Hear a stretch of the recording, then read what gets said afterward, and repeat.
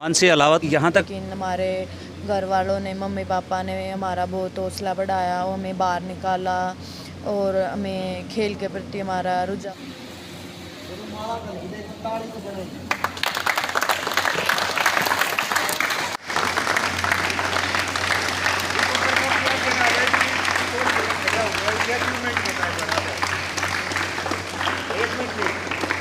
बताएंगे एक सेकंड, एक से जल्दबाजी मत करो, पूछ लेंगे हम, आप पे आ जाएंगे इधर। बताएंगे एक सेकंड। नमस्कार, मैं हूं अजय शर्मा और आप देख रहे हैं देसी दर्पण। और इस वक्त हम मौजूद हैं डीघल गांव के अशोक मेमोरियल, अंतर्राष्ट्रीय पहलवान अशोक मेमोरियल कुश्ती हॉल में मौजूद हैं। यहाँ पर स्वागत किया जा रहा है, सम्मान किया जा रहा है।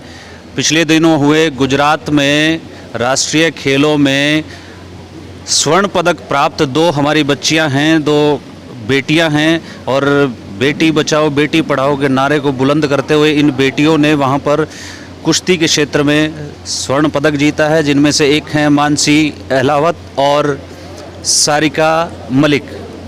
दो बेटियां हैं, इनका सभी ग्रामीण और विभिन्न क्षेत्रों से आए हुए राष्ट्रीय और अंतर्राष्ट्रीय स्तर के पहलवान इनका फूल मालाओं से और नोटों से स्वागत व सम्मान कर रहे हैं। जैसा कि आप देख रहे हैं, हमारी दोनों बेटियां गुजरात में हुए नेशनल गेम्स में कुश्ती के क्षेत्र में गोल्ड मेडल जीतकर यहां पर उपस्थित हुई हैं। और सभी के सभी, मैं अपने कैमरामैन पवन से रिक्वेस्ट करूंगा कि एक बार चारों तरफ का दृश्य दिखाएं कि सभी के सभी जो राष्ट्रीय और अंतर्राष्ट्रीय स्तर के पहलवान यहाँ पर आए हुए हैं, इन बेटियों का सम्मान करने के लिए आए हुए हैं। और मैं भी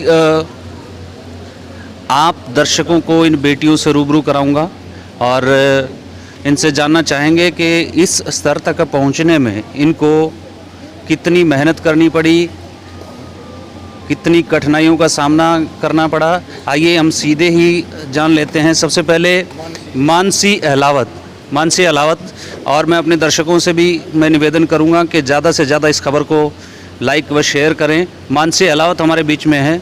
नमस्कार जी। नमस्ते। मानसी जी, आप पिछले दिनों हुए गुजरात में राष्ट्रीय जो खेल हुए हैं, खेलों में आपने मेडल प्राप्त किया है।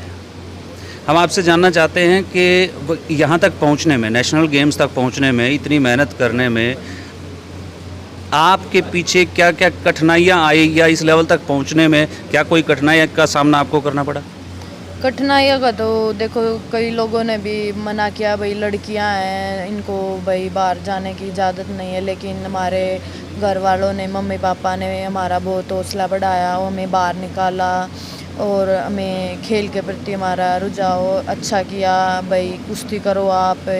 और लोग फिर धीरे धीरे साथ भी देने लगे। पहले तो मना ही करते थे, फिर धीरे धीरे मेडल आने लगे। और हमारे कोच मनदीप को साहब जो हमारी प्रैक्टिस करवाते हैं, उन्होंने हमें बहुत अच्छी प्रैक्टिस करवाते हैं, हमारा हौसला बढ़ाते हैं, बच्चों और करो और ओलंपिक से मेडल लेके आओ। बहुत बढ़िया। ये हमारे देश में एक बहुत बड़ी विडंबना है कि एक बेटी को उसका परिवार बाहर निकालते हुए सबसे पहले हिचकता है। लेकिन समाज बदल रहा है, देश बदल रहा है।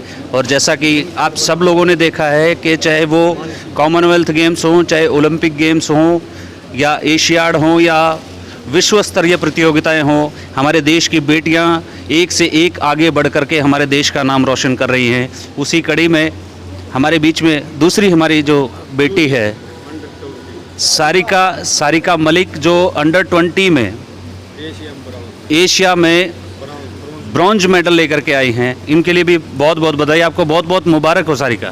Thank you sir. आप अपने घर से जब बाहर निकली कुश्ती के लिए, तो एक सपना तो देखा होगा कि भाई मुझे कुश्ती के क्षेत्र में जाना है। जिस तरीके से बबीता फोगाट या और दूसरी जो साक्षी मलिक जैसी हमारी बेटियां हैं जो देश के लिए मेडल लेकर के आई हैं, तो इस तरीके का आपने भी कोई ऐसा कोई सपना देखा होगा कि मुझे भी कुश्ती के क्षेत्र में आना है? यस सर, सपना देखा है इसलिए रेसलिंग में आए हैं। जैसे साक्षी दीदी हैं, उनसे मोटिवेशन मिला बहुत ज़्यादा, तब वो ओलंपिक से मेडल लेके आई। तो उस टाइम मैंने सोचा कि मुझे भी इन्हीं की तरह ओलंपिक से मेडल लेके आना है और देश का नाम रोशन करना है। जी, बहुत बढ़िया। क्योंकि देखिए, कोई भी खिलाड़ी हो या कोई कलाकार हो या कोई सामाजिक कार्यकर्ता हो, जब उसके अच्छे कार्य समाज के पटल पे आते हैं तो वो आने वाले भविष्य के लिए एक प्रेरणा बनता है, और उसी से प्रेरित होकर जो देश का समाज के आने वाले जो बच्चे हैं, उन्हीं से प्रेरित होकर अपने जीवन को आगे बढ़ाने की कोशिश करते हैं। और उसी कड़ी में सारिका जी ने भी साक्षी मलिक से प्रेरित होकर कुश्ती के क्षेत्र में जाने का फैसला किया और एशियाड में अंडर 22 में ब्रॉन्ज मेडल जीता। आपको शुरुआत में कोई कठिनाई का सामना करना पड़ा या सीधे ही घर वालों ने हाँ कर दिया कि भाई हाँ जा बेटा कुश्ती लड़ो? नहीं सर, मेरी फैमिली बहुत सपोर्टिव है, फैमिली भी, रिलेटिव्स भी। और जिस तरह मेरे परिवार में काफ़ी लोग कुश्ती करते हैं, मेरे ताऊ जी खुद कुश्ती से रिलेटेड हैं, तो इसलिए मुझे ऐसी कोई प्रॉब्लम नहीं हुई। जिस तरह डाइट वगैरह होती है, प्रैक्टिस होती है, सब मेरी स्टार्टिंग से ही अच्छी चली है। बहुत अच्छे। एक बार फिर से शुभकामनाओं के साथ दोनों बेटियों को दोबारा से देसी दर्पण चैनल की तरफ से भी हम शुभकामनाएं देते हुए उनके आप लोगों के उज्जवल भविष्य की कामना के साथ आपको फिर से बधाई देते हैं। मैं, क्योंकि ये अंतर्राष्ट्रीय पहलवान अशोक मेमोरियल हॉल है और उनके पिताश्री हमारे बीच में मौजूद हैं, जो आप जैसे देख रहे हैं, इतने सारे यहाँ पर बच्चे पहलवान, देश का भविष्य जो एक हुजूम की तरह यहाँ पर उपस्थित हैं, सबको कुश्ती के क्षेत्र में तैयार कर रहे हैं। मैं उनसे भी जानना चाहूँगा कि आपको ये प्रेरणा कैसे मिली और किस तरीके से इस क्षेत्र को आपने आगे बढ़ाया। नमस्कार जी। नमस्कार जी। आप अपना एक बार नाम बता दीजिए। मेरा नाम ईश्वर सिंह है जी। ईश्वर सिंह जी, अशोक कुमार पहलवान जो अंतर्राष्ट्रीय ख्याति प्राप्त पहलवान रहे, उनके पिताजी ईश्वर सिंह हैं।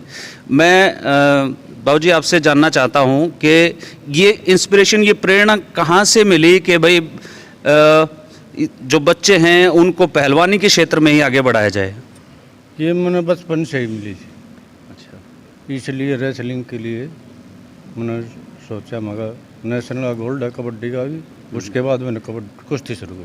अच्छा, आपका कबड्डी में नेशनल का गोल्ड मेडल? गोल्ड है 1976 का, 75 का। अच्छा, हाँ, उसके बाद कुश्ती शुरू की जी। कबड्डी से फिर आपने कुश्ती स्टार्ट करी? कुश्ती स्टार्ट की। अच्छा, आप खेलों में ही रहे या कोई सर्विस में भी आपने? मैं खेलों में भी रहा, ड्यूटी भी की और गेम भी करता रहा। अच्छा, बहुत बढ़िया। तो ये थे अशोक कुमार पहलवान जी के पिताश्री ईश्वर सिंह जी, और पीछे आप देख रहे हैं इस देश का भविष्य पहलवान पूरे हुजूम के साथ यहाँ पर उपस्थित हैं। हमारे बीच में वार्ड नंबर 18 से ज़िला परिषद के भावी उम्मीदवार हैं अमित भाई। अमित जी से भी मैं जानना चाहूँगा, इस वक्त तो यहाँ पर उपस्थित हुए हैं। अमित जी, जिस तरीके से आप आज इन बेटियों को सम्मानित करने के लिए यहाँ पर उपस्थित हुए हैं, आगे ज़िला परिषद का चुनाव भी लड़ने जा रहे हैं और राजनीति एक इस क्षेत्र से बिल्कुल ही अलग क्षेत्र है, समाज सेवा के क्षेत्र में आप उपस्थित हो रहे हैं। मैं आपसे जानना चाहता हूं कि क्या आपने इस तरीके का समाज सेवा का कोई ऐसा विशेष महत्व पहले भी रखा है या सिर्फ चुनाव के लिए ही आप ये सब कर रहे हैं? जी, पहले सबसे पहले आपका बहुत बहुत धन्यवाद। आपके चैनल, आपके दर्शकों को भी मैं शुभकामनाएं देता हूं। देसी दर्पण जो आपका सोशल मीडिया चैनल है, ये जो कार्य हम कर रहे हैं, ये सिर्फ चुनावी वो मुद्दा नहीं है। ये तो ये काम मैं काफ़ी दिन पहले हमने दंगल भी करवाया था, 3 से 4 साल पहले। जब से जो है ना अपने काम में अपने जैसे पैरों पर हम खड़े हुए हैं, तो तब से हम थोड़ा सोच रहे हैं कि भाई समाज के लिए और खिलाड़ियों के लिए लगातार हम प्रयास कर रहे हैं कि हम इनको यहाँ अच्छी एक स्टेज तैयार करके दे, जिससे कि खिलाड़ी यहाँ अपना क्षेत्र का, अपने गांव का, अपने परिवार का, देश का नाम रोशन करें और जो है ना खेलें और पढ़े लिखे और अच्छे जो हैं इंसान बने। जी। मतलब जो चैनल चला रहा है खेल के क्षेत्र में जो आप समाज की सेवा कर रहे हैं, ये बहुत अच्छी बात है कि इस देश के भविष्य को आप जागृत कर रहे हैं। वैसे भी अपना हरियाणा जो है, एक कहावत है कि जित दूध दही का खाना, ये मेरा हरियाणा।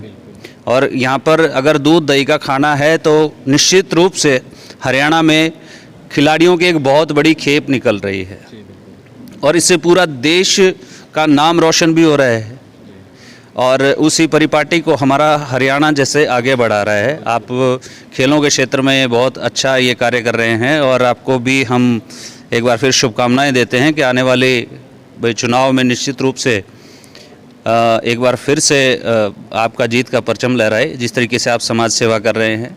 तो ये थे अमित कुमार जी, और जैसा कि मानसी अलावत जी और सारिका मलिक जी जिनका कि ये सम्मान कर रहे हैं,